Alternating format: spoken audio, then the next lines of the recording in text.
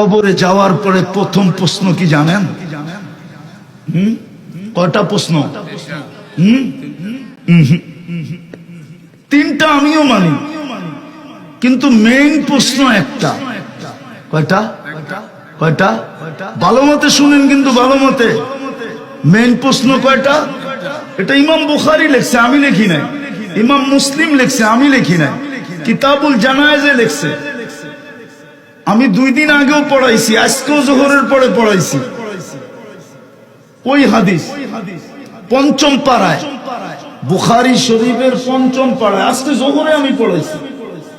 Main প্রশ্ন কয়টা? একটা। এটা পারলো তো বাকি দুইটা ওকে ওকে হয়ে গেল। এটা পারলো না তো বাকি দুইটা ওকে হইল না। তিনটা আমি মানি, আবু দাউদ শরীফে আছে। কিন্তু ইমাম মুসলিম, ইমাম বুখারী রহমতুল্লাহি আলাইহি, উনারা একটা লেখছেন, মেইন প্রশ্ন একটা, মা কুনতা তাকুলু ফি হাযার রাজুলি লিমুহাম্মাদিন। তুমি দুনিয়াতে মুহাম্মদুর রাসূলুল্লাহর আদর্শে কতটুকু আদর্শবান ছিলা বলো? কতটুক তার রঙে রঙিন ছিলা বলো? তার সম্বন্ধে তোমার কতটুকু ধারণা ছিল বলো? কতটুকু তুমি তাকে চিনতে বলো? কতটুকু তার আলোচনা করতে বলো? কতটুকু তার সম্বন্ধে পড়তে বলো? এটাই জিজ্ঞেস করা হবে।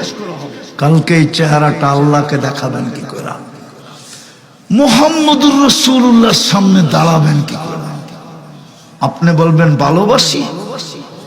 আরে আপনি তো গাদার সমান বাসেন না, গাদার সমান। রাগ হয়ে যাবেন? আল্লাহর রাসূলের গাদা ছিল ইয়াফুর। খায়বরের যুদ্ধে পাইছিলেন, পান নাই? খায়বরের যুদ্ধের মাল যখন জমা হয়েছে, তো গাদা আল্লাহর রাসূলের সাথে আরবি ভাষায় কথা বলছে। আয়েশা বলছে, ইয়া রাসূলুল্লাহ, আমার পূর্বপুরুষের পিঠে নবী ব্যতীত কেউ ওঠে নাই, আপনি আমাকে আপনার খেদমতে নিবেন? আল্লাহর রাসূল বলে, এখনো তো মাল ভাগ হয় নাই,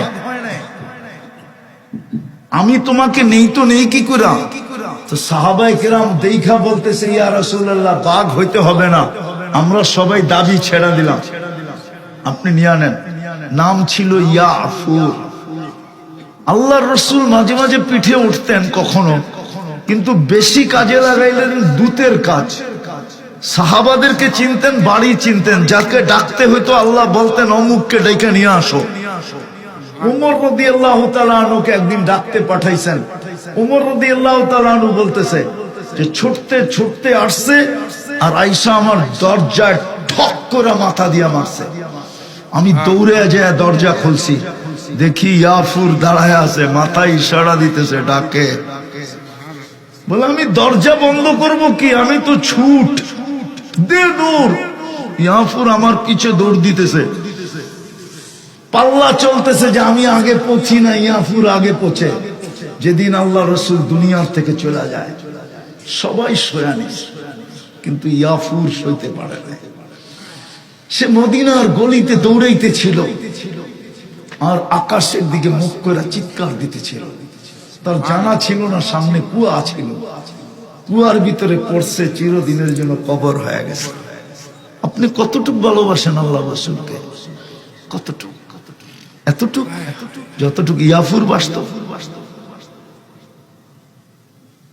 আজকে দুরবস্থা তো এই জন্যই।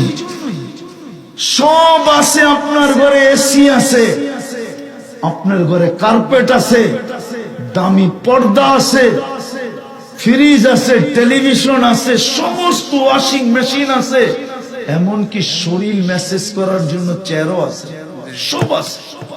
কিন্তু কেউ হাত দিয়া বলুক বুকে সে সুখ আছে, শান্তি আছে, সে নিজেকে সফল বলে? কোন স্বামী বলতে পারবে যে আমি সফল স্বামী? কোন স্ত্রী বলতে পারবে আমি সফল স্ত্রী? কোন সন্তান বলতে পারবে আমরা সফল সন্তান? কোন মা বাবা বলতে পারবে আমরা সফল মা বাবা? সুখ নাই কেন? আল্লাহর ইচ্ছার বিরুদ্ধে আপনি সুখী হবেন বস্তু দিয়া। এই বস্তু কে দিছে? হ্যাঁ, এই